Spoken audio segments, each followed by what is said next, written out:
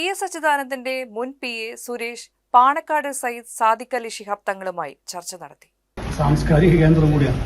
കേരളത്തിന്റെ ഒരു മതസൗഹാർദ്ദത്തിന്റെ ഏറ്റവും പ്രധാനപ്പെട്ട ഒരു ഇടമാണ് കൊടപ്പനക്കൽ തറവാട്. ഞാൻ കേട്ടറിവുള്ളത് ഒരുപാട് തവണ ആഗ്രഹിച്ചിട്ടുണ്ട് ഈ തറവാട്ടിൽ ഒന്ന് കയറണം, അനുഗ്രഹമാകണം. ഇന്നാണ് അത് സാധിച്ചത്. അത് PK ഫിറോസും അലിസാറും ഒക്കെ ഉൾപ്പെടെയുള്ള ആളുകളാണ് ഇവിടെ എത്തിച്ചത്. എന്തായാലും ആ അനുഗ്രഹം കേരളത്തിലുള്ള ആളുകളുടെയും എന്തിനേക്കാളും ഉപരിയായിട്ടുള്ള ഏറ്റവും വലിയ അനുഗ്രഹമായിട്ടാണ് ഞാൻ ഇതിൽ കാണുന്നത്.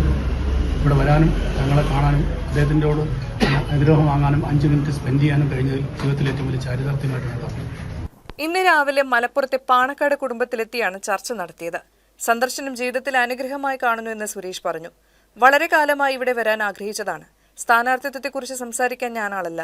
UDF നേതാക്കളെ തന്റെ നിലപാട് അറിയിച്ചിട്ടുണ്ടെന്ന് അദ്ദേഹം പറഞ്ഞു.